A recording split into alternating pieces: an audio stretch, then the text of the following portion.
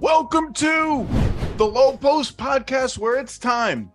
25 games into the NBA season, it's time for me to do a mea culpa about my very slight, very cautious, not a big deal, just short-term injury related, but still slight anxiety, trepidation about the Memphis Grizzlies, because boy, oh boy, the Grizzlies, despite Jaren Jackson Jr. and Desmond Bane playing 0 seconds together this season, are 16-9, half a game out of first in the Western Conference, and do not look like a team at risk of falling into the play-in tournament as I worried they might before the season. And the person who yelled at me about that, the person who's going to yell at me about that today, from The Ringer, from Grind City Media, my friend over many years now, used to just be a voice on the phone a long time ago as a radio host in Memphis, and me as a blogger for Sports Illustrated. Chris Vernon,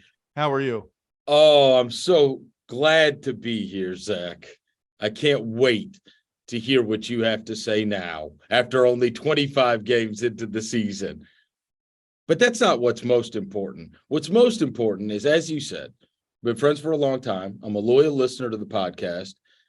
And I was rooting for Croatia just for you.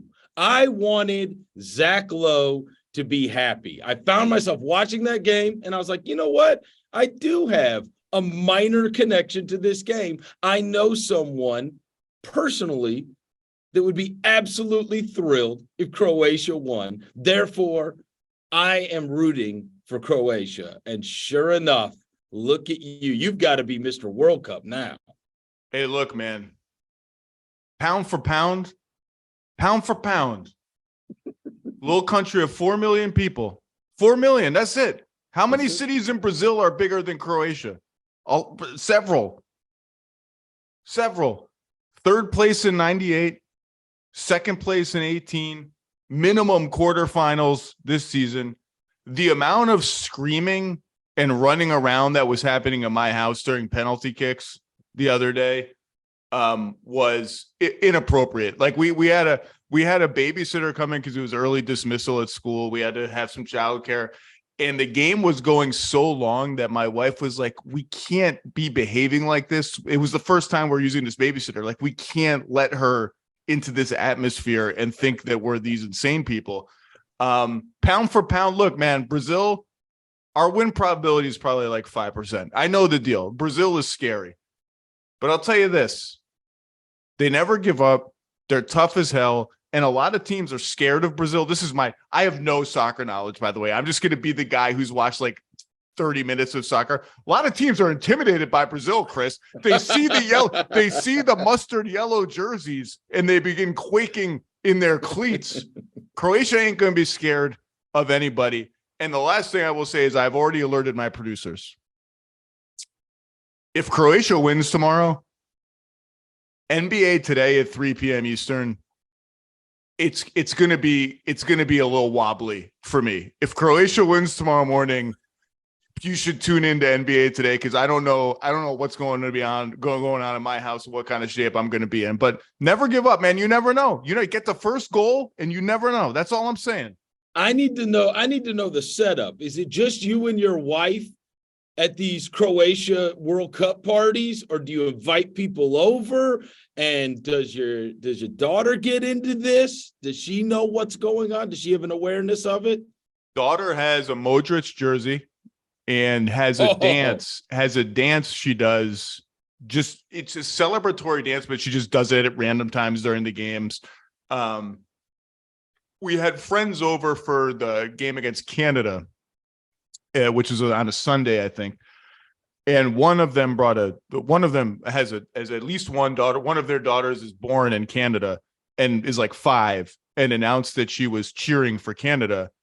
And I said, you got to leave. I was like, you got to get out of here. You don't get any food. You don't get any snacks.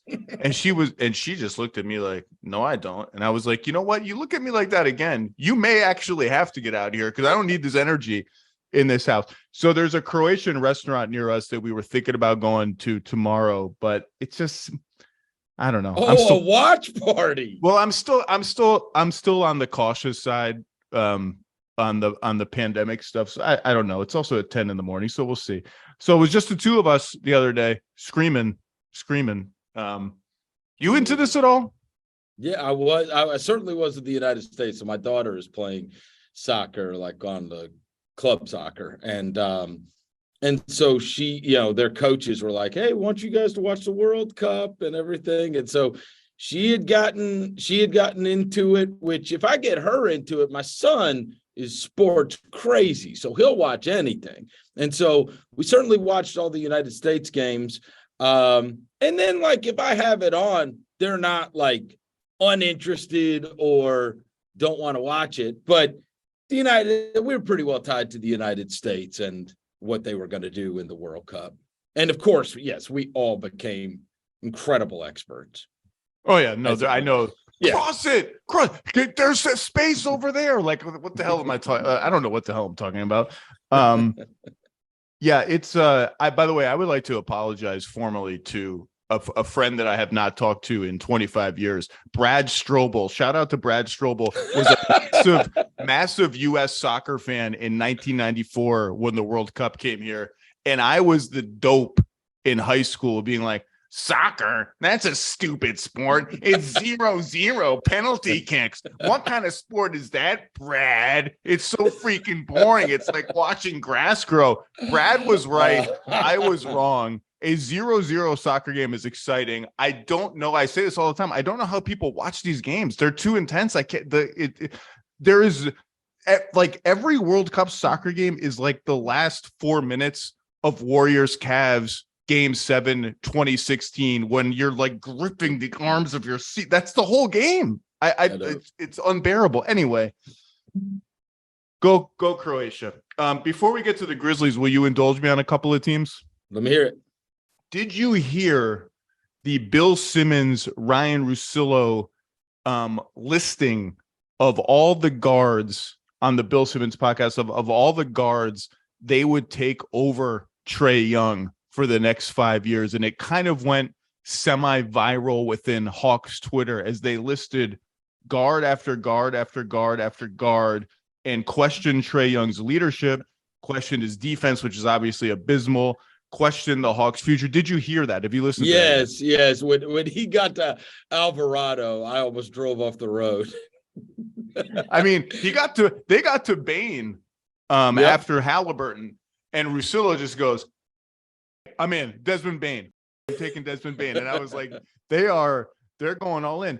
I will say, I don't think that there are two teams that met in a landmark playoff series 2 seasons ago that feels like ages ago, and a lot of stuff has happened to them, that I want to just sort of gently not raise alarm bells, but want to talk about for a few seconds. And one of them is the Hawks.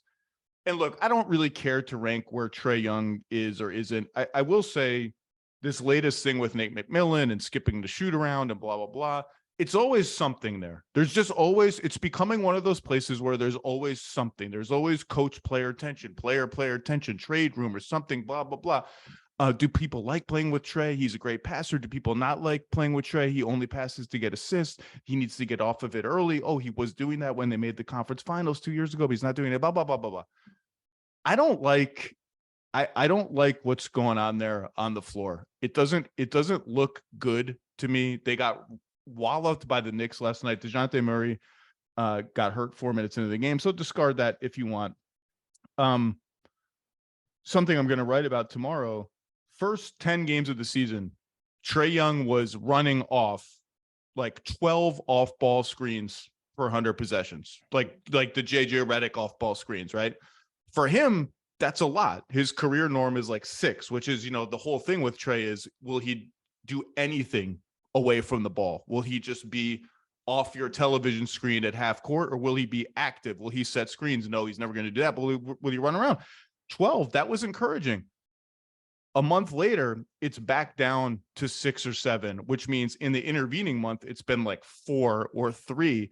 And you watch the Hawks, and yeah, their numbers are fine when Murray and Young are on the floor. But stylistically, they're not amplifying each other. They're not playing off of each other. They're not leveraging each other. And the role players, it's just all hit or miss all over the place. There's a deficit of playmaking other than Bogdanović. Guys are hurt. I don't like what I'm seeing, and I don't like the vibes. They're one game over 500. And I'll just say they're a team I'd watch over the next month because it feels like another three losses in 4-game stretch. And it could get a little tense there. Do you agree, disagree? What have you seen? Yes. Here's one of the things that I would say regarding this particular story that came out by Sam Amick. One of the major problems to me, which is something that Trae Young said in that disastrous interview he did in the aftermath, was about it being public. And while Trae had the disastrous interview, in my opinion, he is right in that sense. Look, there are all kinds of things that go on within the context of a team and happen behind closed doors. The fact that the Hawks have leaks on virtually every bit of drama that takes place with that team is what is mega concerning to me. You have that situation with the whole John Collins being upset last year and the Trae Young stuff. And next thing you know, there's like literally an exact recording of what Clint Capella said in the meeting and what the meeting was like with Trae and I'm talking word for word. And it's like, yo, who is reciting all of this for it to be out in the media? Then this comes again with Trae this year. One of my great concerns about a franchise would be you have a franchise player. This is the face of your franchise. He's the one on all the billboards. He's the one everywhere. He's the one that sells all the jerseys. And you have this issue with him and the head coach. Again, you have the opportunity to stamp that out.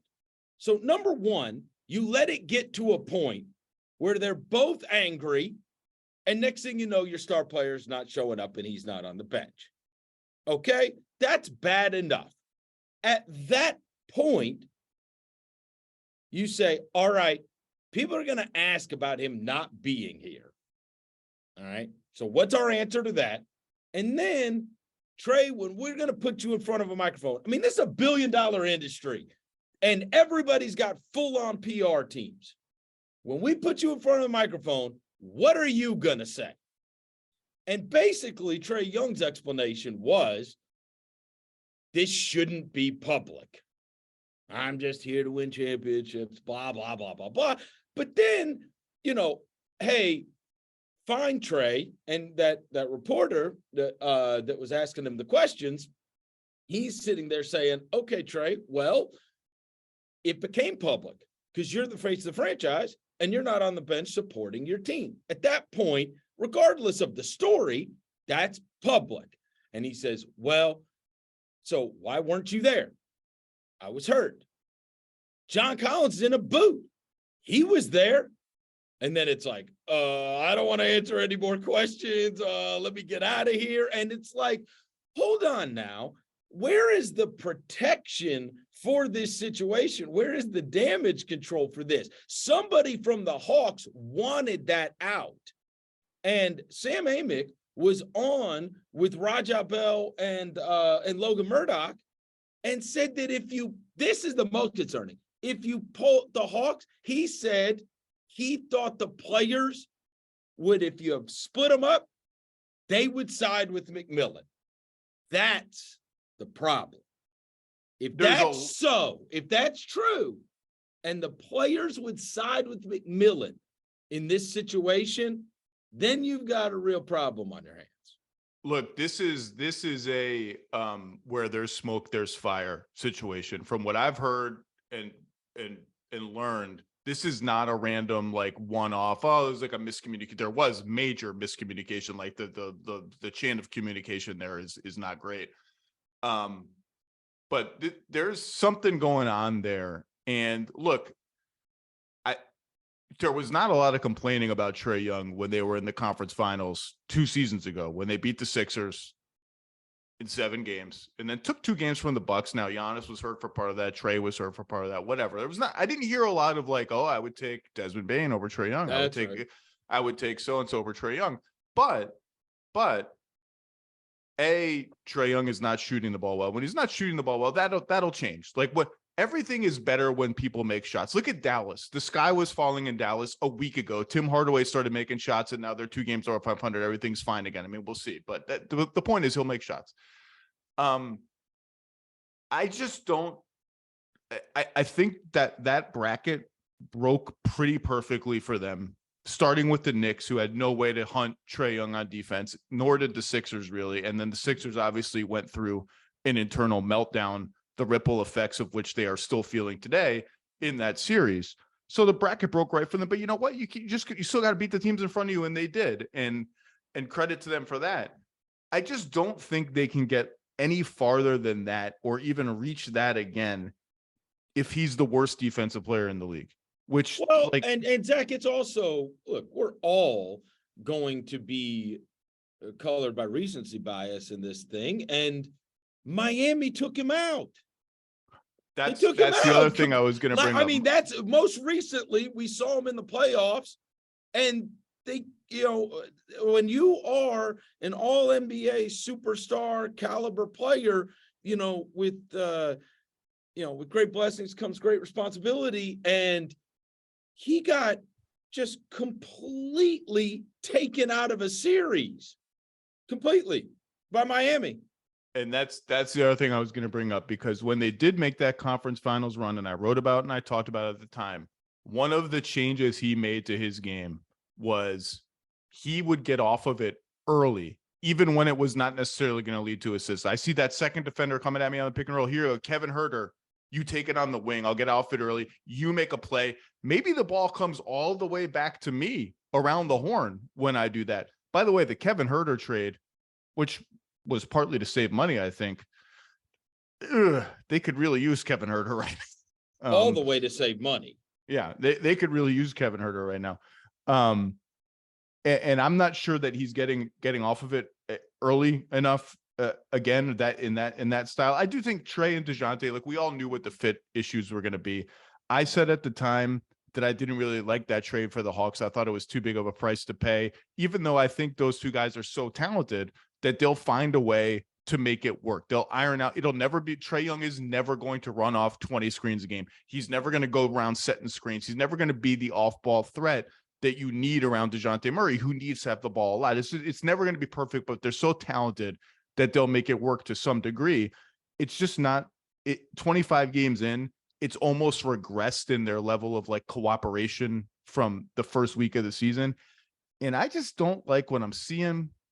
I don't like what I'm hearing. I don't like it. And it's just a team that I would keep, like, I had them as a play-in team. Like I had them 7th or 8th, I think, in the East before the season. The 6 teams that, if you had forced me, here are the 6 teams you're picking for like the 6 locked in playoff spots: Boston, Milwaukee, Philadelphia, team benefit of the doubt, that's Miami, Brooklyn, and who am I forgetting in the East, top of the East? Not Cleveland. Who am I forgetting? You like Toronto. Oh, Toronto, who, like, another team that there's a lot of Toronto buzz out there, and we'll see how they look. And I think they're curious to see how they look over the next month. They're 13 and 12. Those were my 6. I think I'm going to be wrong having Cleveland in the 7-8 spot. Well, hold on. You can't just get away with that, because I listen to your podcast all the time, and you do this. And thank God Chris Vernon's on here today. He's going to talk about himself in the third person. Wow. Yeah, you like that. I just Reggie Jackson'd you. Or my favorite was Bobby Jackson back in the day when he was playing for the Grizzlies. We asked him about what the Grizzlies need to do to get back on track, and he's like, look, Bobby Jackson just needs to start playing Bobby Jackson basketball. So here's where I come in on this. You just kind of sniped out there. A lot of buzz out there about Toronto. What are you talking about? No, I think rival teams, other teams, are curious about Are we going to be able to poach their guys? Are generally curious about, like, if this team is 13-12, I think they're disappointed in their record. Then again, Siakam's missed 10 games. Achua has done nothing this season. Other guys have missed games. They've barely had their starting lineup together at all. Gary Trent's coming off the bench, blah, blah, blah. Van Vliet's had a bad season. Van Vliet, Van Vliet's awesome, deserved All-Star last year. When are we going to just talk about the fact that he's never hit above 44% on twos his entire career, and he's at like 38% or something this year? I think it's just more, is Masai Ujiri and Bobby Webster, are they going to be okay if in 3 weeks to a month this team is still 2 games over, 2 games under, in the middle, where no one is really psyched to be? And you have Van Vliet, who's eligible for an extension and has a player option for next season. You have Anunoby, who has been outstanding all season, has a player option for 24-25 that he's going to for sure decline because he's going to make a gigantic amount of money. You have this endless rumors that both, I think, Anunoby and the team have disputed, and yet still keep popping up, that he wants a bigger role, that he's not thrilled there, blah, blah, blah.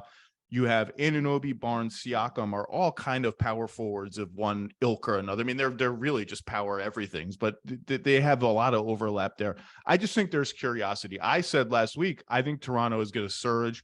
I think they're too good to do a step back trade, and in fact have the ammo to do the step up trade if they want to. They have all their picks, but I just think there's curiosity. How did we start talking about this? The Hawks. Yeah.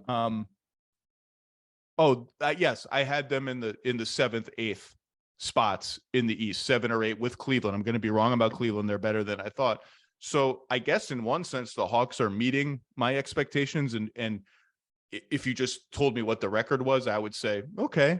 But the eye test and the ear test, I guess, is just a team to keep an eye on. That's all I'm saying. Other team to keep an eye on is the other team in that series, the Sixers, who lost that series. The pass happened in that series. The pass sounds like a football play, like the drive, the fumble. It sounds like something bad that happened to the Cleveland Browns. The pass happened in that series. The Sixers are 500. They're 2-5 with Harden and Embiid. Harden just came back and laid a gigantic egg in Houston in a double overtime loss.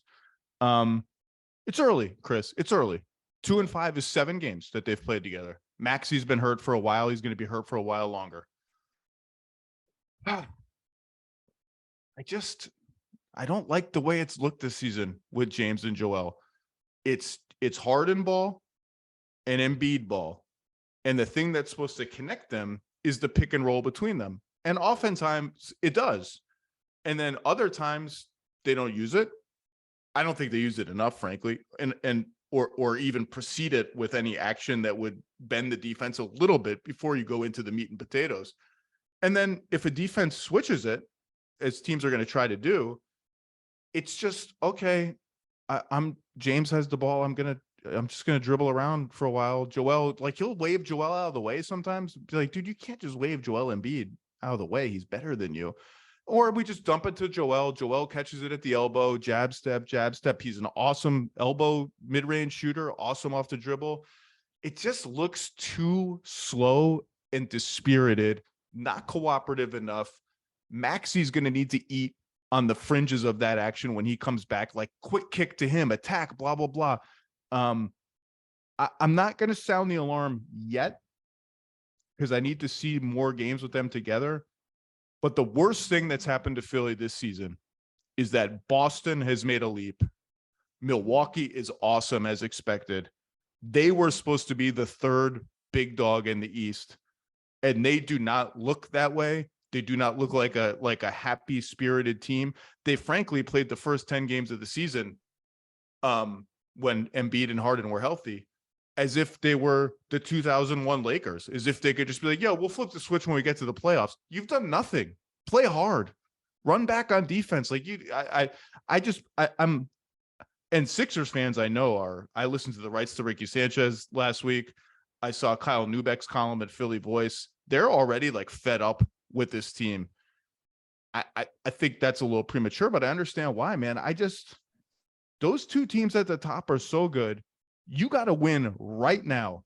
Harden's a free agent after this season.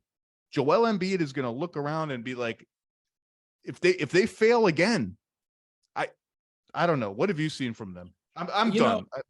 I actually saw them in person within the last week, and rather uninspiring, as you mentioned. It was very odd because it was one of those situations where I think Embiid was maybe 2 assists off of a triple-double. And at one point, my producer looked at me in the fourth quarter, and he's like, Embiid's got 32. And I'm like, what? Like, he still had all this production and everything else. And in the absence of Maxey, in the absence of Harden, Shake Milton had been on a little tear when they came to town. Played great. Saw him. And the crazy thing was, no one even in the absence of those guys, you would think Harris would be a bigger deal. And he was lighting it up. He's like 5 of 7 from 3. He's dunking on people. And he's like, done his job. He's done his job. Zach, when I tell you, I don't think the guy touched the ball in the fourth quarter. Like, they never even passed it to him. It was bizarre. And I'm like, you would think it would kind of be the Tobias Embiid show in the absence of these other guys. It's kind of been the Shake Milton Embiid show. And then you've got this weird Tobias thing, who's an extremely talented player. But I don't know. And, they've added some different guys. I think they are, rotation-wise, getting used to each other. But I am going to give them the pass in the sense of there needs to be a better sample size of Maxey, Harden, Embiid, and those guys playing together. It's still very early. There's still not, with the way that trade went down last year, there's still not a huge amount of games that those guys and minutes that those guys have actually played together. Harden and Embiid was the most efficient pick and roll combination in the league once they made that trade. Now, Harden still doesn't look like Harden, still doesn't have the burst. Everyone's like, oh, look at his mid-range game. Hey, it's great. He's shooting mid-range shots. He's doing it because he can't get to the rim as much anymore, which is his bread and butter. I guess what I'm saying, bringing up these two teams, is like, this is just sort of the natural effect of so much bunching in the middle. Like, Brooklyn is up to 4th, and I'll get to Brooklyn another day. I'm not ready to dive back in to Brooklyn yet.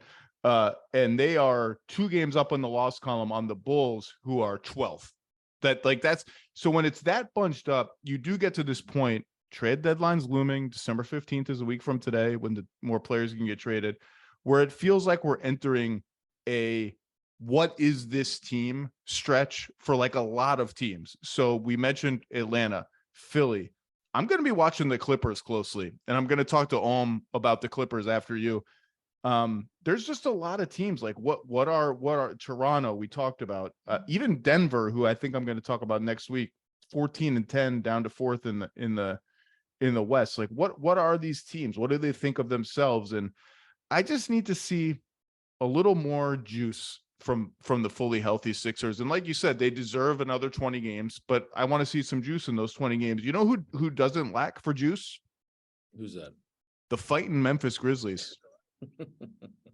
16-9. Yeah. Tied for 2nd in the West with Phoenix, who lost to Boston by 1 million points last night. How about that 69 spot in the first half? Woo! I got this text from Simmons, and it's like, how about that Celtics first half or whatever? 'Cause I was driving home from Grizzlies OKC, and so I pull up the box score, and I'm like, did Phoenix really go 1 for 16 from 3 in the first half? Like, that's impossible. Well, because they get good shots. 1 for 16. Grizzlies are 9th in offense, 10th in defense. Despite, as I mentioned, their starting 5 has played 0 seconds together the whole season. Bane, before his injury, and he's going to be back, I think they announced last night, in probably 3 to 4 weeks. That's hopeful. Looks incredible. Has looked incredible. has like doubled his pick and roll volume, which is going to be huge for them in the playoffs. When Morant sits, they have to have another secondary source of offense. Jaren Jackson Jr., it never looks pretty on offense. Pretty is not the right word for how it looks on defense. It looks freaking scary. He is blocking everything in sight. We talk about second jump on offense a lot. His second jump on defense is incredible. Like he goes for a block or he jumps and a rebound goes to somebody else on their team. He jumps up again and like obliterates the shot. He's averaging 4 blocks per 36 minutes. Teams are shooting 44% at the rim when he's the nearest defender. That's like beyond Gobert levels of rim protection. He's finally starting to shoot the 3 all right. 56% on 2s. He looks better. It's early, but he looks like he's gotten better.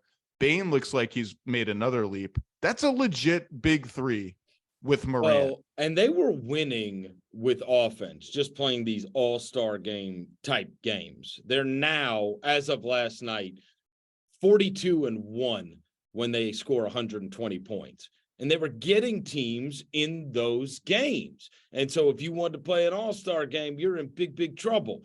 But their defense was like at the very bottom of the league. They were like 28th in the first, 10, 15 games of the season. And then Jaren Jackson came back.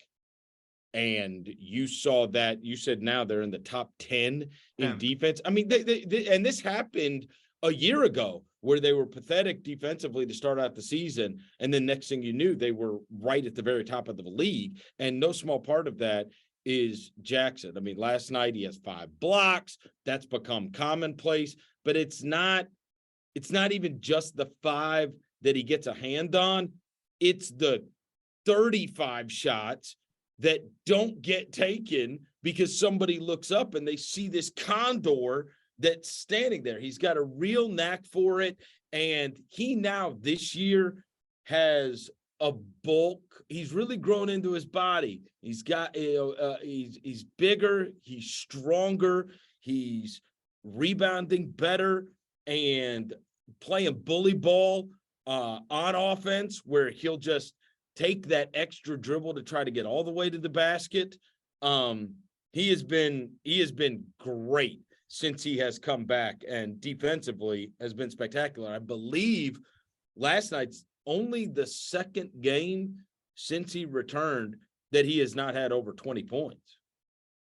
Zaire Williams came back last night. Yep. And there were segments of the game where he, Jackson, and Clark were all on the floor. And the Jackson-Clark 4-5 combo has been a big winner for Memphis for years now. They win big when those 2 guys are on the floor. When those 3 guys were on the floor last night, there was so much speed and so many arms and so much jumping jack guys everywhere that it just felt like they had 6 guys on the floor. And that's really the vision for this team around Morant and Bane is length and versatility. You can see it in the guys they drafted, from Zaire to Roddy, who I already love Roddy, just running around out there hitting. By the way, he's like at almost 40% on corner threes. They're a corner team on both ends of the floor. They don't shoot a lot of threes, but they shoot a lot of corner threes. They give up a ton of threes, but they don't give up a lot of corner threes. That's obviously on purpose. Taylor Jenkins has them doing what he wants them to do. And look, the reason we're talking about it is not just they're 16-9. The Clippers are TBD. The Warriors are 500.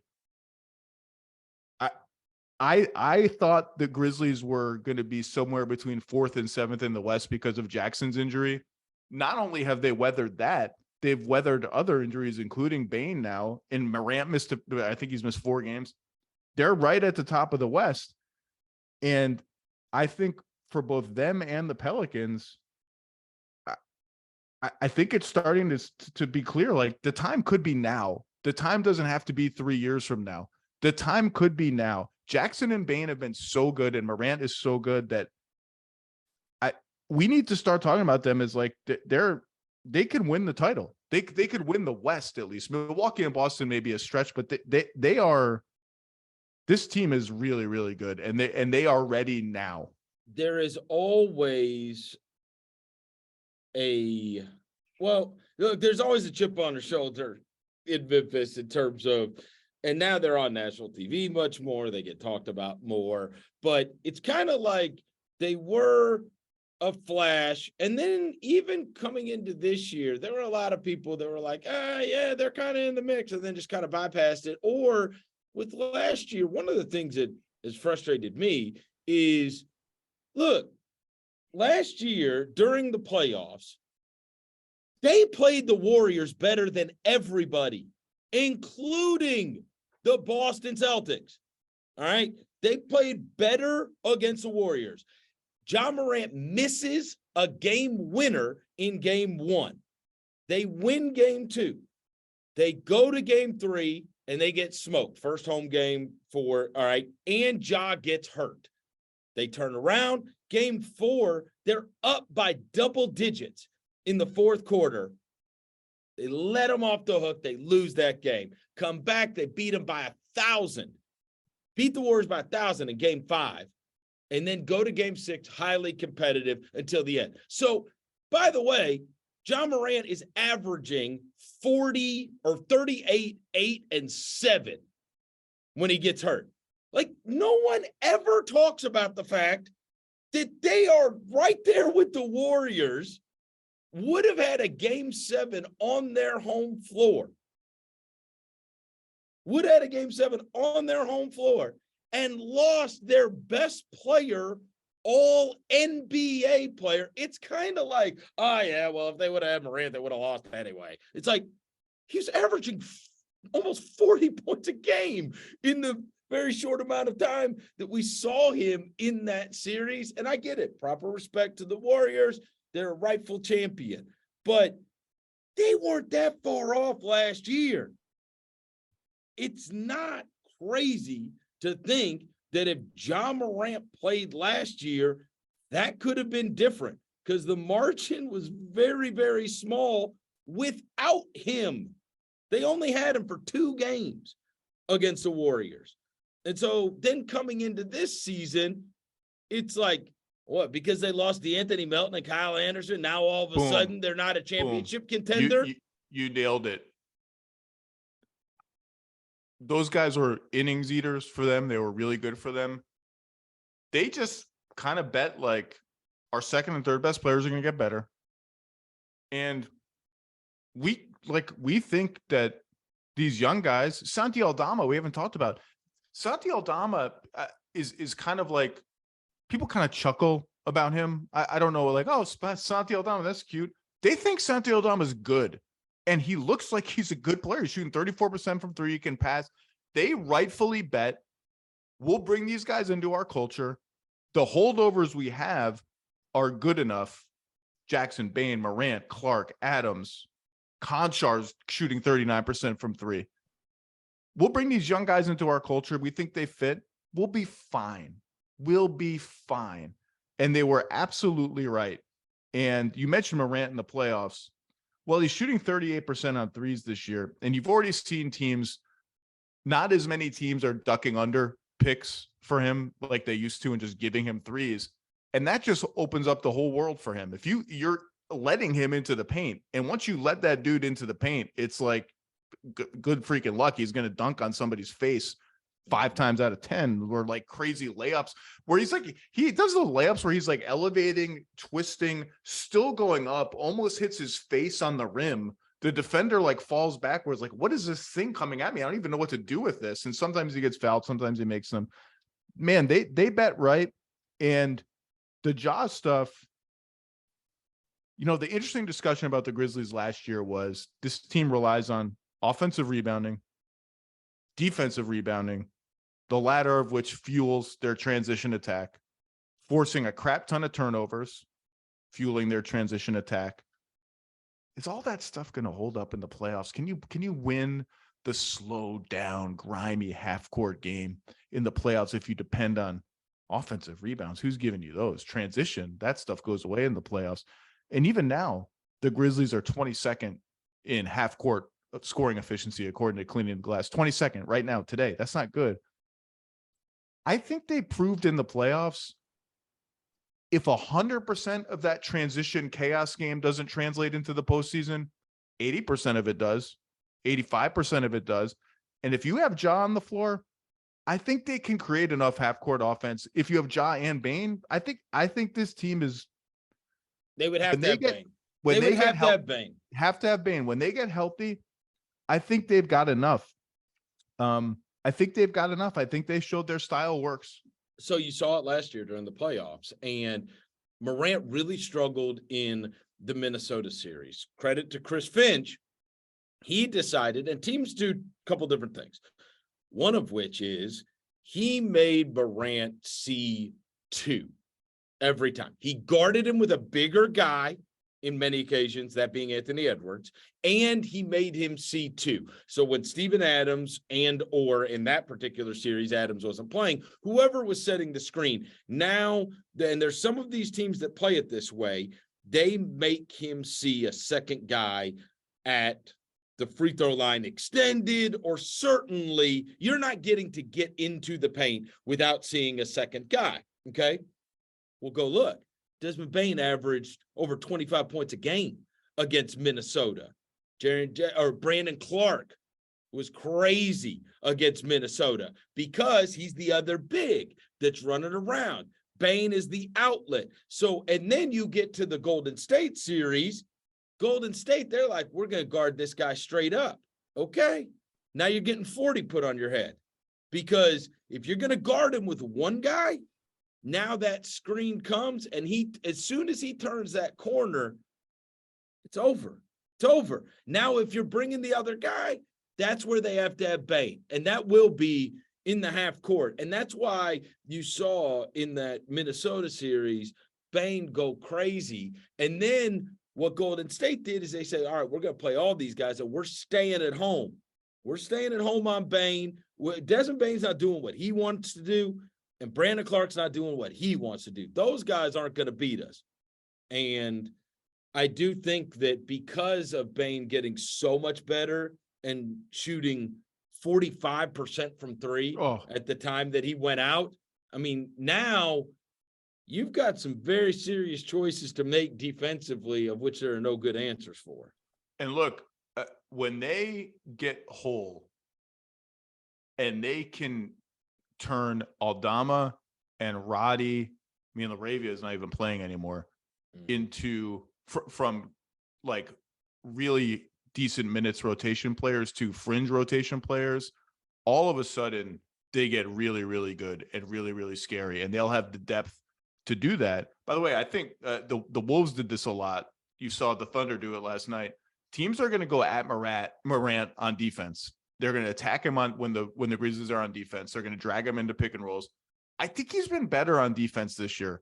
I don't think he's as much of a liability as he was last year. I think he's fighting harder, and that's the kind of Curry trajectory that he's going to have to be on as they get deeper into the playoffs. He's not unwilling. No, some of these guys, they do, they've got the ball on offense all the time, and then you go and you watch them, they're kind of standing around on defense. It's just kind of what you have to do when you're not playing offense. He's not an unwilling defender, which is what's important. And he does have, he's got his share of pretty spectacular chase down blocks and some steals. The chase down blocks are outrageous. He's the best show in the NBA. He's the best show in the NBA, full stop. So here's my question. Having said all that, having said that they're probably deep enough to, like, when it really, really matters, is David Roddy ready? Is it real when it really, really matters? Is Santi Aldama ready? I don't know the answer to that. I doubt it, but maybe they are. Maybe they're. I don't know if they're ready, but fill in, sure. Here's my question. There's been this Durant fixation since he requested a trade from Brooklyn, which has since been rescinded. And as I said, the Nets are fourth in the East, rolling right along. Maybe that never comes up again. Separate from the Durant discussion, there's always been this, what are they saving their stuff for about Memphis? Who's the whale to bring in with all the picks and the prospects? Jaylen Brown was once mentioned, right? When back when the Celtics were scuffling around 500. He's the perfect 3-and-D guy. He's like, the player prototype you want next to Ja. What if there is no whale, and what if this season, what if they just decided to trade like one pick plus Danny Green plus maybe another small salary for just someone who can take those Roddy Aldama minutes and turn them into a weapon? Like I really tried to get Bojan Bogdanović to Memphis. He makes $19 million a year. Danny Green makes 10. Getting the intervening salary is really, really hard without taking a player Memphis doesn't want to trade. Would they ever cannibalize a small portion of their asset base to do that? Is there a guy you like for that? Because I do think if you just upgraded that spot to a shooter 3.5 kind of player, Kuzma came to mind for me, although the Wizards said he's a cornerstone. Okay. Is there a player you like? Does this make any sense to you? Or do you just say, like, we got enough, let's hold our stuff? I think they will not move John Morant. They will not move Desmond Bain. They will not move Jared Jackson. Those three guys are not getting traded. Yeah, they're off the table. Oh, I think anything else that could possibly improve the team. And that's why I got interested. All right, now I get to confess. So when you were doing the whole, there's some buzz around Toronto, whatever. Anunoby. I covet him. It's not going to happen. But that would be great. I mean, the thing about Anunoby is, if I'm Toronto, why am I even entertaining it? He might be the defensive player of the year. He's exactly the player every good team needs. He's young. Do I really care that he's going to be up for a huge contract in 2 years? Or am I just happy to pay that contract? Like, I just don't see them doing that. But yes, that is a name I thought of. That's almost, if that's not a whale, that's like a shark or something. Like, I'm talking about a smaller deal that doesn't out completely. Oh this boy. This is gonna stun you. Are you out completely on Reddish? Now let me hear me out. First of all, I was never in. So can I be out if I was never in? Yes, you can. Okay. He's on my list, by the way. Solo, my beloved Solo, Solomon Hill. The other night, God. I don't know if you saw him tweet this. He said, "Free Cam, get that boy to Memphis."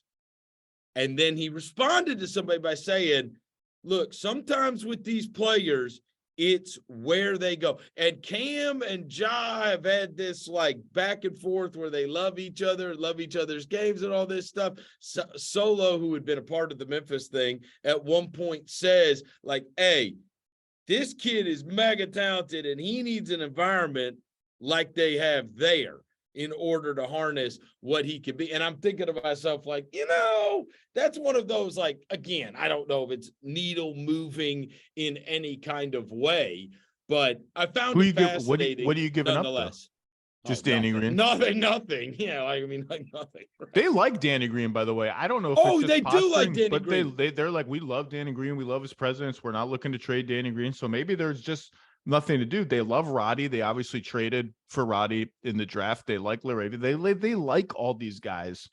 If you could plop, Bogdanović is the perfect guy to me. If you could just plop him into 25 minutes a game for them, holy cow, would he open up so much for them. But I don't see a way for them. My only point was there's just been this fixation of who are the Grizzlies going to trade like 4 picks and 3 swaps for. It's like, well, why can't you isn't this team good enough to do the sort of like, well, the Marc Gasol trade for Toronto, or just like the sort of like marginal small trade to get us just a little bit better? Haven't they proven enough? Because I'll tell you, man, the West is all topsy-turvy, but the Grizzlies, I was wrong. I was wrong to be worried. They're tough as hell. They play super hard. They know who they are. They have star power. Their second and third best guys have gotten better. And that's the Reddish thing. I don't know, man. The way he plays doesn't scream Memphis Grizzly to me. No, and he might be, look, they love Zaire Williams, and he just came back last night for the first time. And let me tell you something about him to keep an eye on. Next time you watch, you mentioned how long and athletic they looked last night. So I have a theory on this. And the only reason I have a theory on this is because my son he's playing now, and he had, over the course of the last month or so, this extreme agony in his knees after he would run and jump and whatever else. So we go and we get checked out. It's this thing that a lot of kids have. A lot of your audience will know. Osgood Slaughter is what it's called. And it's this stress on the patella tendon that takes place when you are growing, right? This happens to a lot of kids as they're growing. He's 12 years old. He's hitting a growth spurt. His knees are killing him, right? So I'm going through that at home. All the while, every time I start asking about Zaire Williams, it's not an injury. He never had an injury. If you ever go back and look at the injury reports, it always says patella tendonitis. That's what it says, which means I have a sore knee. Now I'm at home with this kid, and I'm like, I'll be damned. I was like, I bet this dude is growing. I bet that's what's happening, and that's why his knee's hurting like it is, because I'm living it. And I'll be damned, about 2 weeks ago, I start getting all these tweets because, as you know, as you watch Grizzly games, after the game, when they're doing the walk-off interview, the whole damn team mobs everybody. And Jaren Jackson's doing the post-game interview, and Zaire Williams walks up next to him, and I start getting these tweets. Holy hell, you were right. He's like head in head with Jaren Jackson. Just wait till you see him again.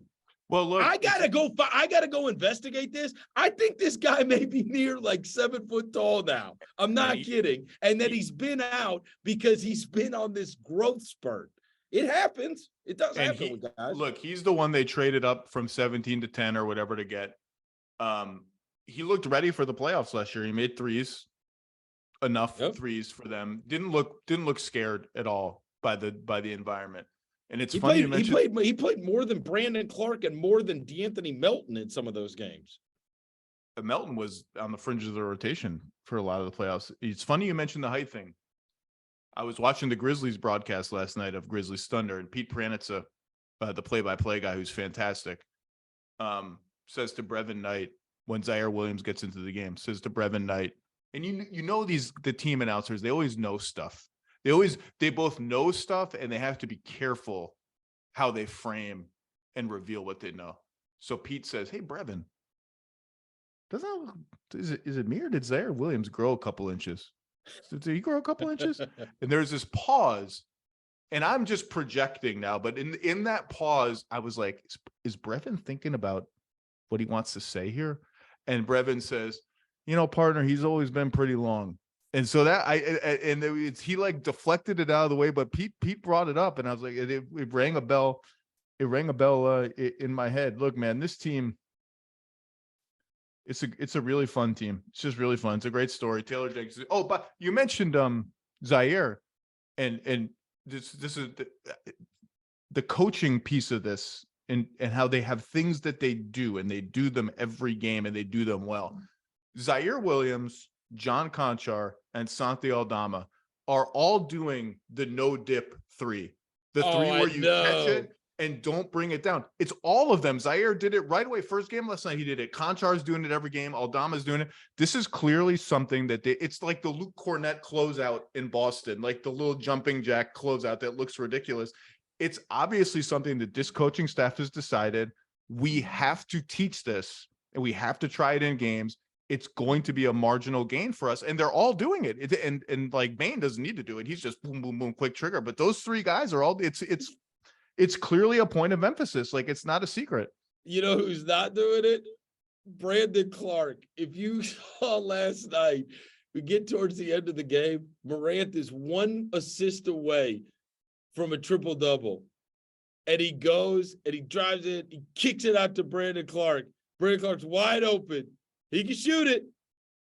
He puts the thing on the ground. He starts driving into Morant's like, "What are you doing?" Like, at least I had a chance, a 30% chance maybe that you make that. Now he ended up getting it by throwing him an alley-oop. But see, they've gotten these guys like, the ones that are supposed to shoot, they do shoot. And in fact, if you ever notice, Morant will yell at them when they don't shoot. He'll yell at them if they don't shoot the ball. I mentioned the corners. Roddy doesn't seem like a shooter, 39% from the corners. Dylan Brooks, your favorite Memphis Grizzly, doesn't seem like a shooter. Every box score you check is like 7 of 22. That's a lot of shots. 42% on corner threes, made 3 of them last night. Let me say something good about him. All right. By the way, could that be a Bogdanovich deal?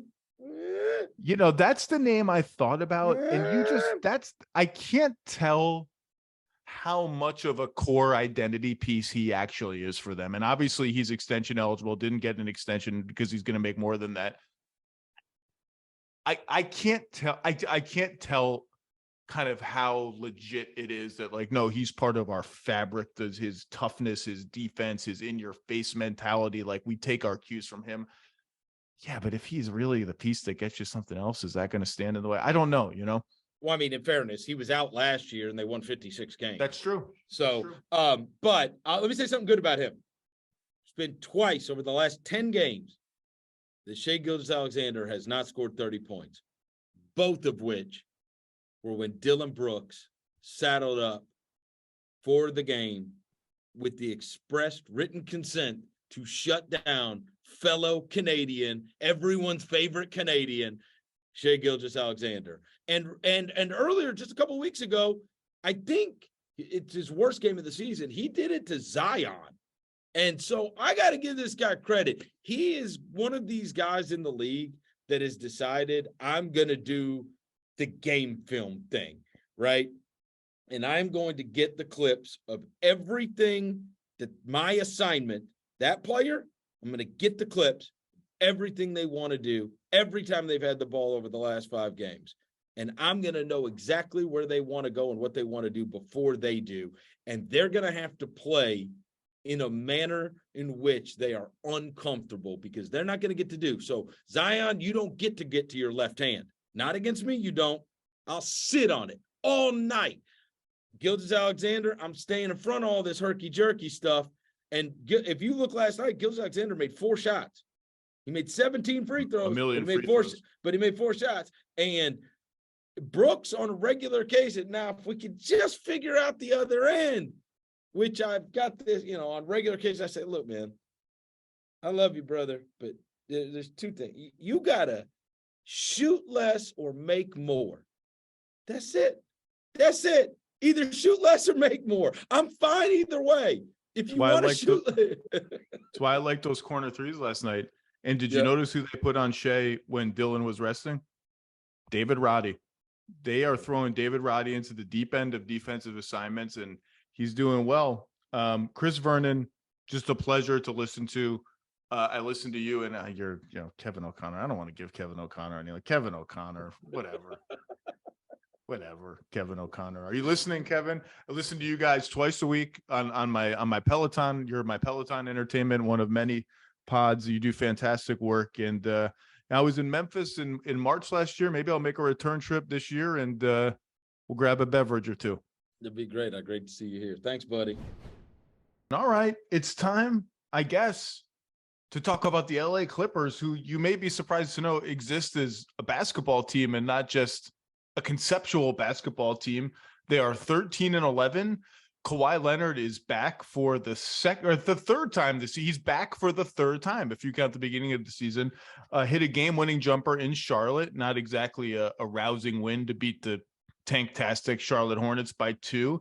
And then played 30 minutes in an overtime loss to the Orlando Magic, who had the worst record in the NBA, until beating the Clippers. Youngmisuk, how are you? What's up, Zach? I'm loving the jersey for sure. You got the World Cup fever. So Clippers Magic. I tune into the game. Haven't seen the Clippers in a few games. Let's watch the Clippers. Okay, well, let's see. Then we get to play America's favorite game show. Who's playing for the Clippers? John Wall, street clothes. Okay, he played the previous game. Guess 2 games in a row is it's too many.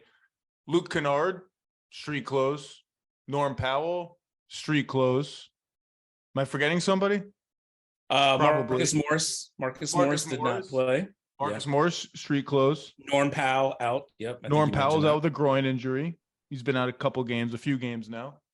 Kawhi and PG on a minutes restriction. Mm-hmm. Game goes to overtime. Kawhi and PG and Reggie Jackson, all off the floor for overtime. Okay, sure. Then the overtime goes on, and in the last minute of overtime, Kawhi's back in the game. Paul George is back in the game. And I'm digesting all this, and they play tonight. We're taping this at 3 p.m. Eastern, about 4.5 hours before they tip in Miami against the Heat. Some of those aforementioned players who didn't play last night will play tonight, presumably. Kawhi, I believe, is out tonight after playing last night. Paul George, do we know him? Is he playing tonight? Paul George is set to play. He told our friend Andrew Grafe at the LA Times he is going to play. All of this, the minutes restrictions, they're out for overtime. Well, they come back in for possession, this and that. These guys are out tonight. These guys play tomorrow. I know that I shouldn't be growing impatient, okay, with the team that I picked to make the finals in the year they came together in 2019. For some goddamn reason, I picked them to make the finals again this year. They are plus 39 in 122 minutes together with Kawhi and Paul George on the floor. Hooray. That's good. That's a sign. That's a good sign. That's their two best players on the floor. They're plus 15 per 100 possessions. I digest all these absences and rules and who's allowed to play when. And I ask myself, as we enter game 25, at what point do the Clippers become a basketball team that exists to win basketball games and not like a science experiment in load management and longevity and playing for May and June, when if you're not careful, you're going to mess around and finish 8th in the West and not get to May. And I know I got to take the long view. They're playing for May and June. They have Kawhi. They have PG. They have depth. They're plus whatever in those Kawhi PG minutes, as precious and rare as they are. I know I shouldn't be a prisoner to short-term thinking and impatience, but at some point you got to be a team. And we've been having this conversation for 4 years. At some point you got to be a team. At some point you can't get to April and May and have all the commentary about you be, well, boy, we took the regular season for granted. We didn't build chemistry. How did that happen? Oh my God, why do we have no identity? Can you please say something good, Ohm? Because I'm starting to get a little worried and impatient. For those at home who can't see Zach, he as he was talking, had his hands over his eyes, ready to rip out his hair in frustration. And I would say that's what Ty Lue has looked like for the last 2 weeks or 3 weeks. Ty Lue has been pretty frustrated. I'm not going to say he's frustrated at the medical staff or anything like that, or at Kawhi Leonard and Paul George specifically, because he doesn't think that they don't want to play.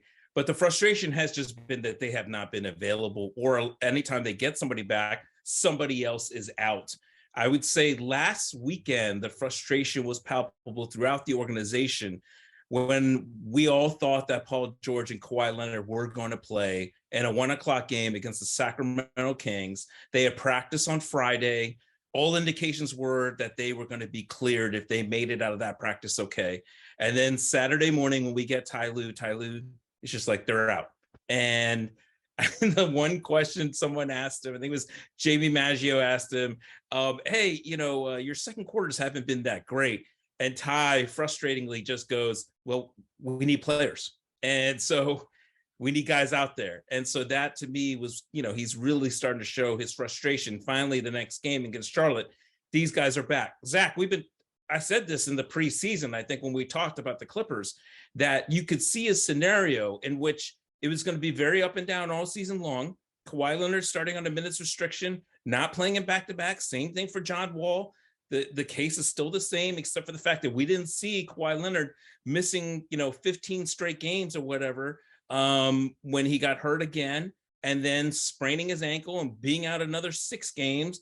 Paul George with this hamstring injury. These things are going to pop up, and this team, for better or worse, the Clippers, they're just going to take it safe. Their whole thing is they're going to wait until the playoffs to make sure everything's right. But you can see a scenario again where we're talking about the Zach. They don't have the chemistry. They don't have the time together. They're still learning one another. oh, all of these great deep pieces they have. Well, they just don't have the time together. And guess what, Zach? The schedule as it was, the schedule makers, and I don't know why they do this. They packed in 61 games for the All-Star break. They got 21 after the All-Star break, which means it's a good and bad thing, Zach. A lot of practice time for them, but not a lot of on-court time for them in games. And you know what's going to happen probably that last week of the season. Clippers are probably going to rest a bunch of guys. You know what I mean? To make sure that they're okay for the playoffs. Yeah. And we're going to be looking at like Kawhi Leonard's only played, 15 games with the team going into the playoffs after All-Star break? Who knows?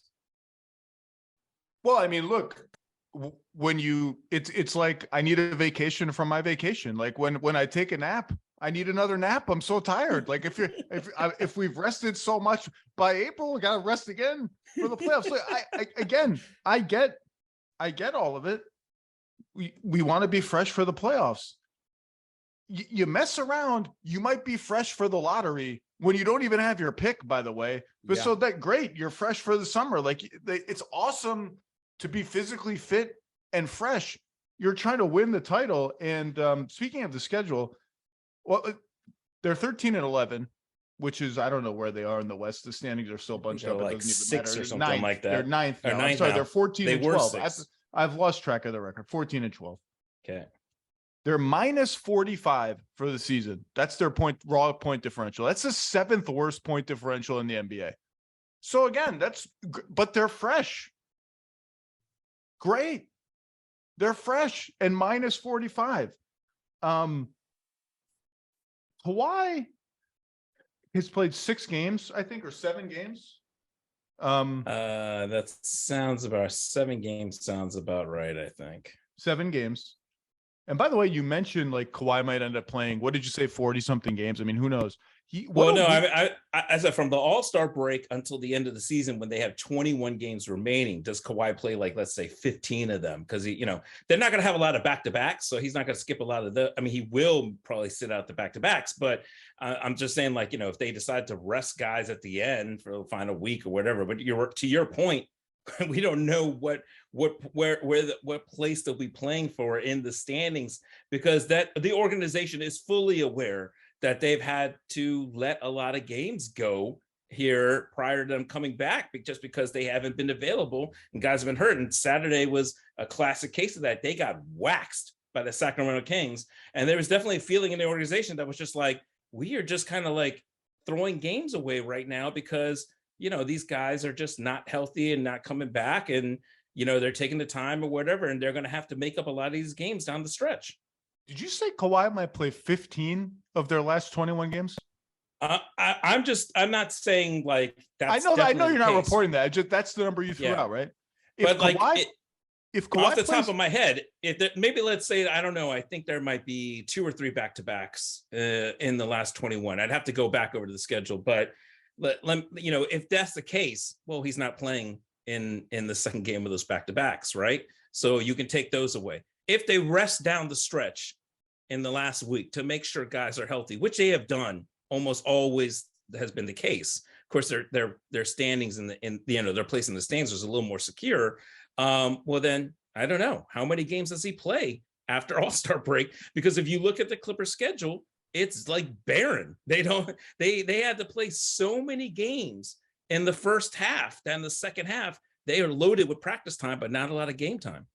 Do they think the NBA is just a computer simulation? Like we can just put our roster into the computer and that's how you win the championship, whatever the computer says which team wins the most games.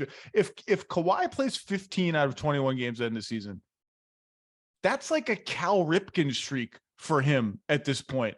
That's my point in asking you the question. 15 of 21, that seems like climbing Mount Everest now for Kawhi. And I realize he's coming off a torn ACL. What a weird career, by the way, that he's going to end up with. Top 75 all-time, 2-time finals MVP.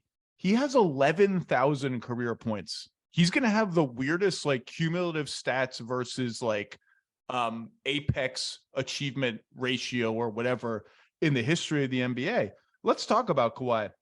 In those 7 games, he's averaging 11 points a game on 40% shooting, 17% on threes. And I don't know if this is a good or a bad thing, but he looks more deferential than I've ever seen him look in his career. He has the lowest usage rate he's had in a long, long time. Even last night in Orlando, when he played 29 minutes, he spent a lot of time off the ball, spotting up around Paul George, pick and rolls. His pick and rolls per 100 possessions are his lowest since 2016 when he was emerging as an MVP level player. He's at about 20 per 100 possessions, according to Second Spectrum. That was up around 30, 35 in his best Clippers years. And his free throws are down at their lowest rate in a long time. And I can't tell if I could read that two ways. And by the way, he doesn't look, this is the first time coming back from an injury where he does not right away look like Kawhi. He's getting to the same spots. The shots just look harder. Like he's not creating as much separation. It's harder for him to shoot over guys. It's just not as easy. And again, that's to be expected, but this is the first time I've watched him in a long, long time and thought, ooh, this doesn't look like the same guy yet. And you condition yourself into thinking he's a Terminator. He'll just come back and look like the same guy. And he's not grabbing the game by the throat like he usually does. Like, get me the ball here in my spot, do this. Me and Zoo are going to run 30 pick and rolls. Zoo's been fantastic the entire year. I could read that one of two ways. Number one, Number two, he's self-aware that it's going to be a long process. He's not going to force it. And he also understands that this team has developed an identity in his absence all these years. And he doesn't want to sort of just come in and stomp away on top of that. How should I read that? Because I really, from the outside, I really don't know. I think we need to give him the benefit of the doubt. I don't think we can say yet until maybe next season. He says by his own accord that this is a 2-year process. People think that coming off of ACLs is a 1-year deal. He called it a 2-year deal. He definitely looks like he's feeling his way through. Before I forget, Zach, they do have 3 back-to-backs in the last 21 games. That would mean that if he doesn't play one of them, he's now down to 18 games after All-Star break. My only point was if he plays 15 out of 21, I will buy you dinner at a restaurant of your choice. And if he plays less than 15 out of 21, you don't have to do anything because that's to be expected. If he plays 15 or more, free dinner on me in LA. Okay. And so I would say this, the 3-pointer has not looked good for him at all. He does not have any rhythm from behind 3-point.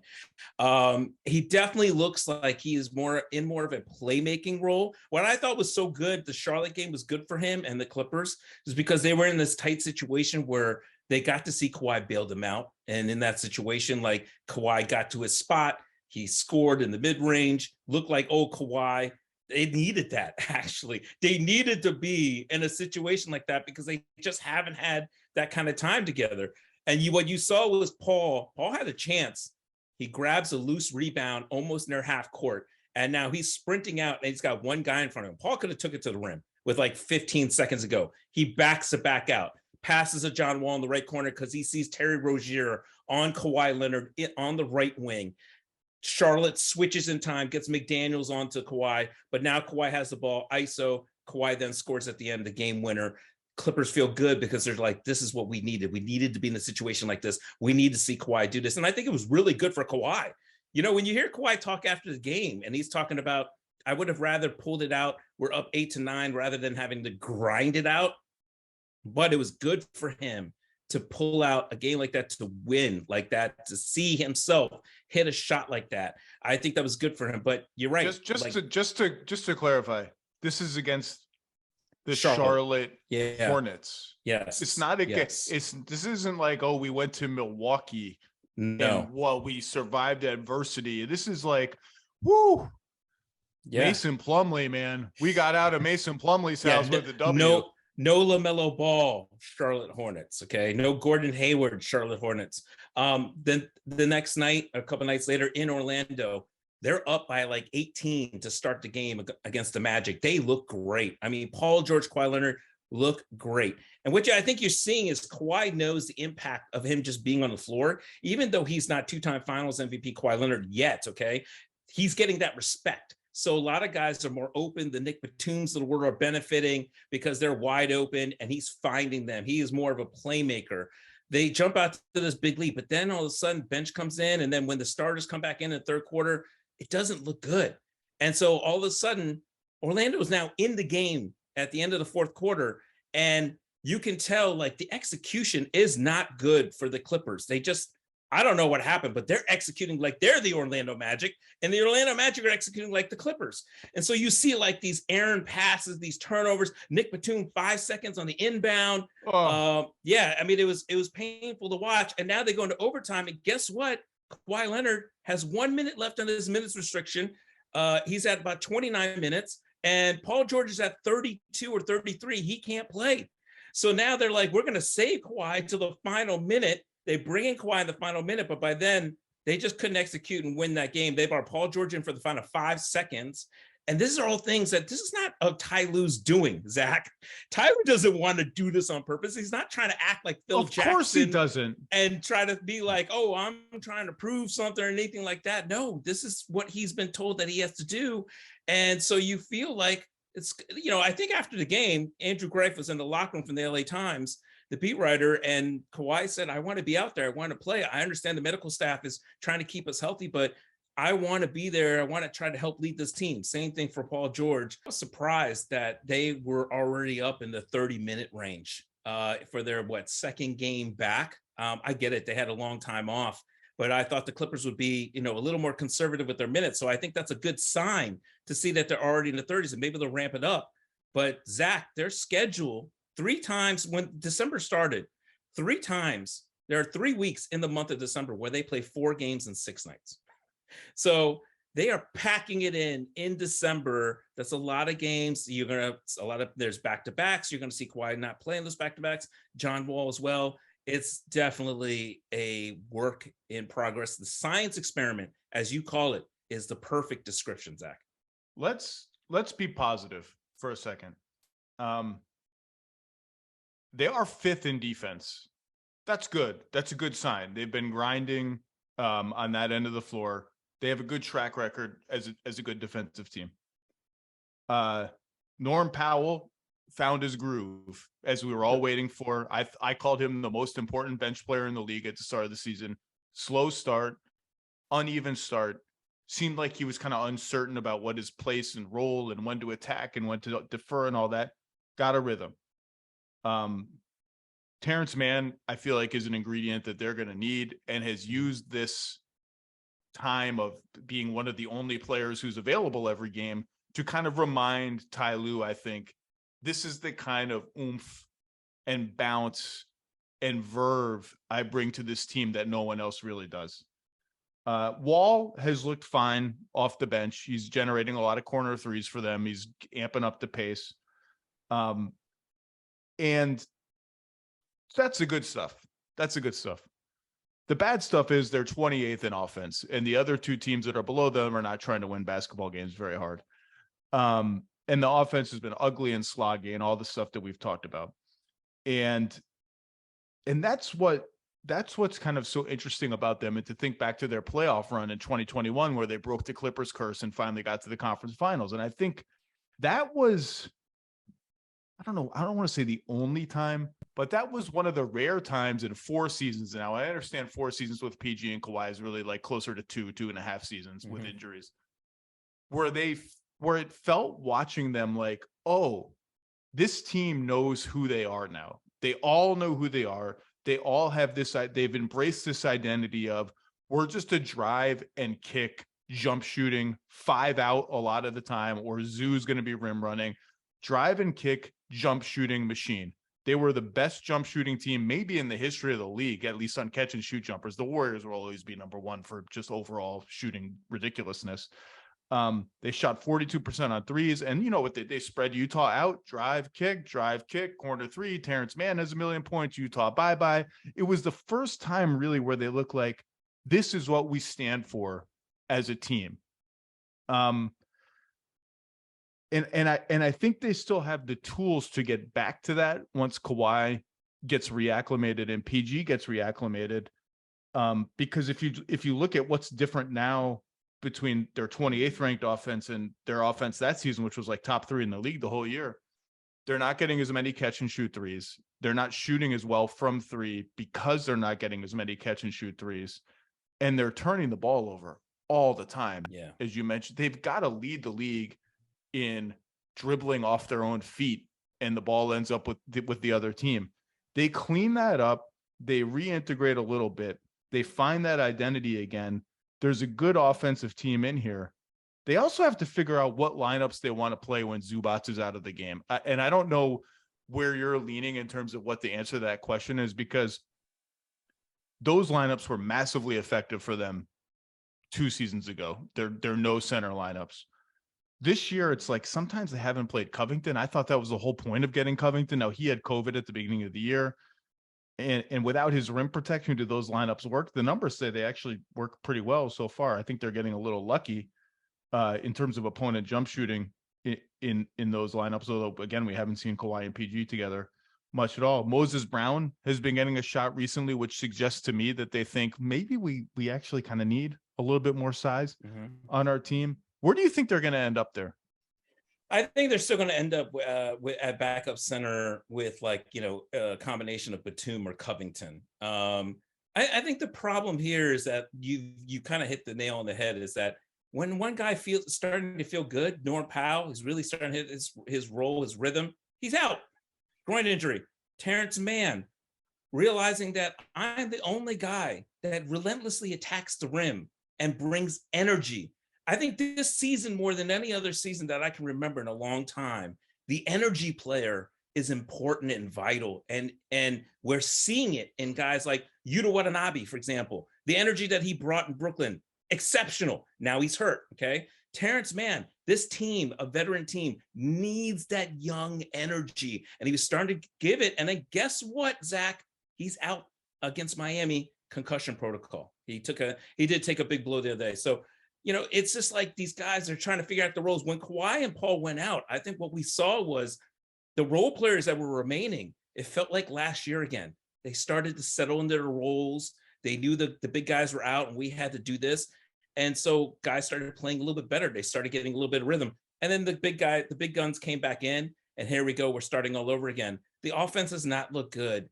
I asked Ty when the big guys were out, do you think about simplifying the offense like you did last year? It really worked. And Ty said, no, I don't want to do that just yet, because the big guys are coming back. They're coming back. We're getting close. And he wants to be able to play the offense that he envisions. And he also wants to play the defensive lineup that he wants, which is the all-wing defensive lineup, which is, the amazing thing to me is, as good as Zoo has been, Zoo's coming off a 29 and 30 game or whatever, right? First ever in Clipper history. He's done something that if he had gotten a 30 and 30, we hadn't seen since like Kareem Abdul-Jabbar. Okay. I mean, like, I called him Shaq Zoo that night. Zoo told me he was on a podcast and who referred to him as White Wilt, which is amazing. Okay. It's hilarious. But even after those 2 games, Zoo could barely get in the fourth quarter. I think it was at Portland and at Utah, because Ty decided to go small and it was working. Or I think he used Musa Diabate, who was giving them energy and was looking good. And then he went small. And I think ideally this is still going to be the case down the road. Ty Lue wants to go small. Covington was out of the rotation when they were 100% healthy, because they liked that Luke Kennard, when he's on the floor, there's a gravity to Luke Kennard when he runs around the court. He does draw the attention of the defense and open things up for them. And so I do think that you see Covington now, he's in this week, his hands are exceptional. I mean, the dude is always getting his hand on the ball, his deflections, whatever it may be. But I do think, just like you said, just as they start to get a rhythm, somebody's out, somebody's hurt, the roles aren't defined, everything was clicking magically that year when they went to the Western Conference Finals. They need to find that. And it's going to be a little disjointed after the All-Star break when you only have 21 games to play to find that. Those non-Zoo lineups are obviously going to look different and more fearsome with Kawhi and PG both as part of them. If you put Kawhi, PG, Batum, one of the point guards, and then pick a wing, so no Covington, no Morris, those are small, but I am interested to see how they look. I don't like the ones with Morris as the biggest guy because I think teams are going at him, and he has trouble now keeping fast guys in front of him on switches. So I mean, and I think Kawhi, I think he looks better on defense than on offense. I think his defense looks ahead of his offense. He's been pretty active and looks good, like he's moving well on defense, which I guess is encouraging. So those lineups to me, I want to see them more, obviously. I think that there's been a lineup, Zach, that they've used where Paul was the point guard. That's how many wings that were out there. I think they tried that. And you know what Ty's doing? He's playing Paul and Kawhi together the majority of their minutes. He's not staggering them out. He basically in his mind's like, we got to get this going. We got to get these two as many minutes as possible together to get them kind of reacclimated to each other. And I do like that he's doing that. Yeah, that was interesting. That's been interesting because it conventional wisdom is when the chips are down, you go the opposite way. And obviously when the chips are down, in theory, they're both playing so many minutes that, I'm talking playoff games, big playoff games, that you make sure one is on the floor at all times. Right now he's doing the opposite. And again, I think that's part of playing the long game. I mean, this is team long game. They're playing the longest game. They're playing as if it's a 400 game season. But that's the way they have to play. Wall's been good. Reggie has been wildly up and down and has the wildest split on catch and shoot threes versus pull up threes that I think I've ever seen. He's 34 of 79 on catch and shoot threes. That's 43%. He's 6 of 37 on pull up threes, which is like 16% or something. But I don't know. My math is maybe wrong on that, but it's something like that. They've been okay. Have we answered the age-old question of, do the Clippers need another ball handler? Is that still a thing? No, I think we've answered that. It's just coming in a different manner of maybe what people want it to be. So Reggie Jackson, when the season started, when we were in Seattle in the preseason, I told Reggie, I said, are you going to become a catch and shoot 3-point shooter this year? Because John Wall and Kawhi Leonard and Paul George are drawing so much attention that the guy in the corner is wide open, and that's you or Nick Batum.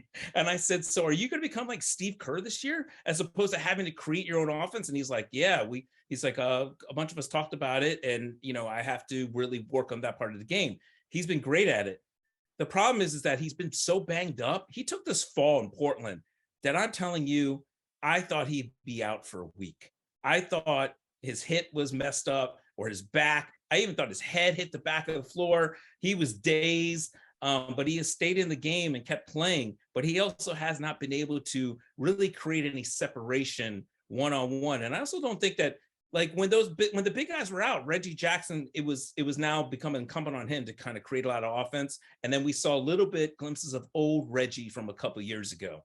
But he also is trying to fit in when the big guys are back and do what he's doing. And then, of course, when John comes in, it's totally different. John has given them an element that they just don't have, and he's forcing it, which is he's just going to go straight at the rim. It doesn't matter if anybody's running alongside with him. It doesn't matter if 2 or 3 guys are in front of him. He's going to attack the rim, push the pace. And I think this is good. He's like sucking the defense in a little bit, and either the trailer's open or there are guys open for threes, and he's finding those open shooters. And the Clippers are exceptional at catch and shoot 3-pointers. They were great at it last year. They're going to be good at it again this year, even better with John Wall finding them. So I just think we don't have that point guard. I wonder if we have that point guard when, with 5 minutes to go in a playoff game, Zach, defenses are locking down on Paul and Kawhi. Let's say 8 minutes to go. Paul and Kawhi are not able to get their own shots off or scores efficiently. They go a little bit through an offensive drought. And that's where you need a point guard to create for them, to get them easier shots in a half-court setting. That's where I wonder if they kind of have that point guard or not. They're hoping maybe John can be that guy, but sometimes it's going to depend on what unit Ty wants to finish with. He might just finish with Reggie, or he might finish with Paul at point guard. Yeah, Paul George had an incredible playoffs 2 years ago. That streak of like 27 points or more in games or whatever it was. Pandemic P was buried forever. Way off P was buried forever. sometimes I just don't trust his handle, man. He gets so loose with it. He's so scattershot when teams blitz him and trap him, and he's been like guy this whole career. I am interested to see, like, start to reintegrate the Kawhi small pick and rolls, Kawhi John Wall pick and rolls. If you blitz Kawhi, just hit John Wall on the short roll, hit Kennard. Kennard is good at it in the short roll. Let them make plays. We haven't seen a lot of that because Kawhi. We saw it at the beginning of the year. I think we saw at the beginning of the season the Kawhi Leonard pick and roll. Yep. I think he's easing his way back in. I agree with you totally on Wall. He's been a little bit. He's been up and down, but I think they just need that injection of pace and life and just someone run with me. Come on, run with me. If you run with me, I'm getting you a 3. So get your ass in gear and run with me. It's not, the efficiency isn't what it was in Washington when he was at his peak. The long 2 isn't what it was in Washington when he was at his peak, but I think they need that element. And honestly, man, like we've been talking for years now, who's the point guard? Do the Clippers need a point guard? We started the year, you and I talking about, they can trade a future first round pick now for the first time in a few years. Is there a consolidation trade to be made here? Is there a deal to be made here? Maybe there is. I'm sure they'll look around. That pick is real currency for them. If you trade an unprotected pick, if it's top 3 protected, unprotected, whatever, yeah, you may not have the sexiest salary to attach, but you can get another guy. I mean, the Pistons got Bogdanović for Olynyk and second round picks. Like you can get another guy easily if you put that first round pick in play, even though I think Marcus Morris's contract has taken a little hit. I mean, he's been okay. I don't know if anyone is like psyched to have Marcus Morris for $17 million next year. I don't know if anyone's psyched to have Covington for $11 million next year. Don't know if everyone's psyched to have Kennard for 30 combined over the next 2 seasons. Batum they need. He's essential to their team. And then you're just kind of, I don't think anyone's psyched to have Norm Powell for $60 million over the next 3 years after this one. And the Clippers need him too. So you're kind of running out of, if you even have any salary that's both expendable and appealing to other teams. But that pick, it's interesting. They could get something for it, but if not, this is the team. And it's like 25 games of the season. I have all these numbers. Look at all these numbers on this sheet of paper. Throw them. They don't matter. Like we haven't seen the team. They don't matter at all. You have a piece coming out on Saturday about Wall. Tell us about that piece, because it sounds like it's going to be a good one. Thanks, man. Wall's returning to DC. I call it the return to the sequel, because he returned back in like 2021 with the Houston Rockets for the first time from the trade after Russell Westbrook. But during COVID restrictions, there was nobody in the building. The stands were covered by tarp. There wasn't even the courtside seats where his mom used to sit. He had lost his mom just a little over a year prior, and then his grandmother passed away weeks before he returned back to DC. So he was very much like grief stricken. They played a video tribute for him. He didn't really get to see it, nor the fans weren't there to really show appreciation to him. And I think it's important for him to feel that, and for him to thank the fans. He was beloved in DC. So the Wizards will give him a video tribute. And I thought he was interesting. Couple things. I asked him, is your warp speed fully back? And he was like, he's close. He's not 100% yet. And I think he's right. I think we've seen him at fast. Maybe if he's a 5, he might not be in 5th gear. I think he's in 4th gear. And he said, like, I got to lose maybe like another 5-10 pounds at my age. I need to get a little bit thinner. And so he was basically like, when I do that, it'll be back. But otherwise, you've seen like the patented behind the back dribble in traffic. You've seen the no-look passes. You see him running and attacking the rim. I think he's missing a lot more at the rim than he probably would like to, or he's used to. But that probably will come with more time, because he's never had to play in 6-minute stretches and play under a minutes limit, and not play on back-to-back nights, and also come off the bench. I did ask him, I said, do you have any regrets about your time in DC, about maybe how things between you and Brad worked out, because you guys weren't able to get past the second round? He said, no. He said, look, if anything, a lot of people tried to divide us all the time and say, that we couldn't work together. We didn't like each other. He goes, that was never the case. He's like, he called him my brother. He said, we always had each other's back. He goes, yes. Did you have two young guys who thought they should be the man and be the franchise? Yes. And sometimes you don't see eye to eye. Yes, that's true.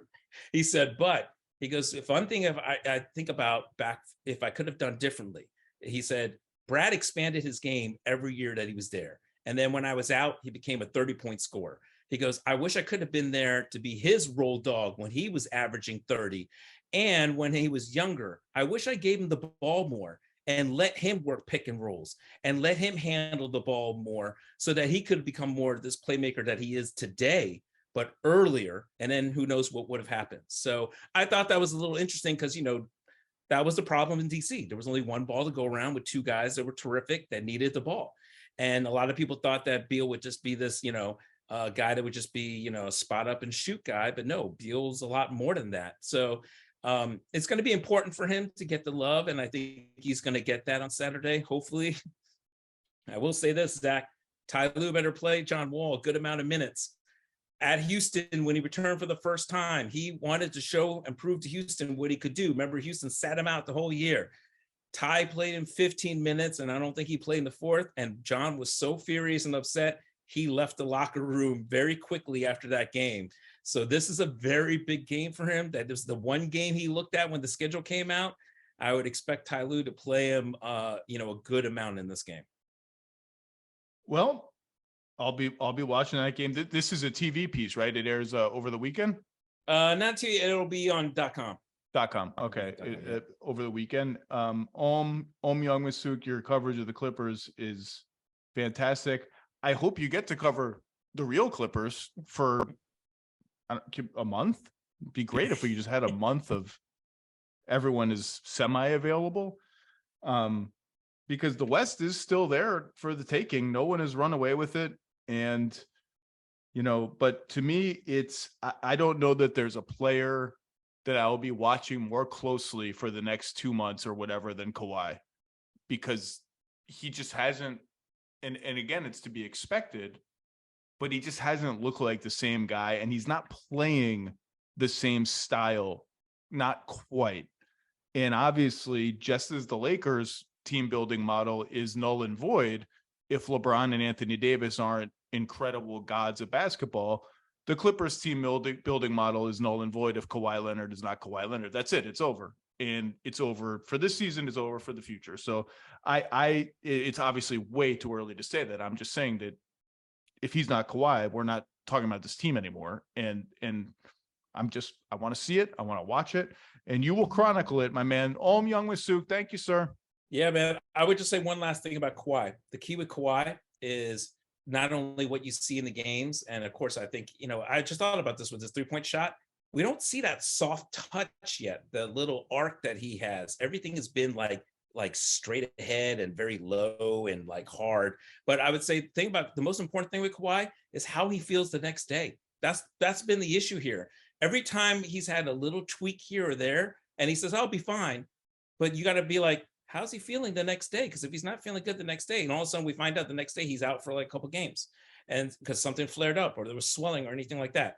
The most important thing with Kawhi Leonard is how he's feeling the next day. I'll never forget the morning after the Kawhi PG literal earthquake. Yeah. Remember, there was an earthquake in Vegas that night. Yeah. I remember talking to lots of people about, what do you think? What do you think about the deal? The deals, plural. And one executive said to me, it is simultaneously a deal the Clippers absolutely had to make and a deal that could end up being one of the worst in the history of the NBA, or most damaging in the history of the NBA. And I thought that was really a perfect summation of it, because if you get this opportunity to get these two guys together, you do it, and they fit together really well. And the dangers of it was obvious. The pick bounty that Oklahoma City got was bananas, and Shea is averaging 30 a game. Yeah. And yet, even amid all the injuries and all the collapse in the bubble, all of it, I don't think the Clippers look back with regret at all. Now, if they get to the end of this season and they still haven't had the real team at any point in time, they might start thinking that way. But I always thought that was an artful summary of that trade, a deal you absolutely have to make, and one that has the potential to be one of the most damaging in the history of the league. And it's still TBD, I guess. But look, I mean, they broke the Clippers curse. They made the conference finals, and they damn well might have won the title that year. It had Kawhi not torn his ACL. If the Clippers don't make it to the finals once PG and Kawhi are done, let's say the Western Conference Finals is the furthest they made it to. Are you happy with that being the highest achievement? Emphatically, no. Okay. You gave up 5 picks, 3 swap, whatever it is. No. B, I think the one way that they will regret this trade is if Shea turns into a top 5 player for the rest of his career or something like that down the road. If he becomes a top 5 player and PG and Kawhi did not deliver a championship, then yeah, I would say, that would probably be the one way you would really regret this trade, right? Let's end on a happier note than that. Go Croatia, shock the world. Let's do it. Youngmisuk, I'll see you in Los Angeles. 15 of 21. Remember, 15 of 21 at the end of the season. You get a dinner on me. I remember. And by the way, can we dip into your bias for your countryman of Zoo? Can we start most improved campaign? Is that possible? Does he have a shot? I have not thought for 1 second about most improved. Actually, that's not true. I went on a podcast last week. We talked about most improved. You know who's got to be off the top of my head? Is it Bowl's award to lose? Ooh, Bol looked very good against the Clippers the other night. He's been a little up and down recently. I think Bol though has to stay healthy the rest of the year. And every time I watch him, I'm like, oh my God, please don't get hurt. Please don't get hurt. Please don't get hurt. But yeah, there's a lot of guys out there. I mean, listen, Shaq Zoo. You give him the ball inside, he looks great. I just need to see him finishing 1 more games. But how about that nickname, whoever gave it to him, White Will? You got to love White Will. And he put up that 30-30 or 30-29 game, whatever it was, against the Pacers, I believe, right? And Miles Turner. Yes. Purported Lakers trade target, Miles Turner. And I got probably no less than 8 text messages from executives around the league telling me, woe the irony of Ivica Zubac, whom the Lakers gave up for Mike Muscala. Yes. Blowing up Miles Turner, the guy who's going to help save the Lakers season all these years later. Anyway, I'll see you around, buddy. All right. Thanks for having me.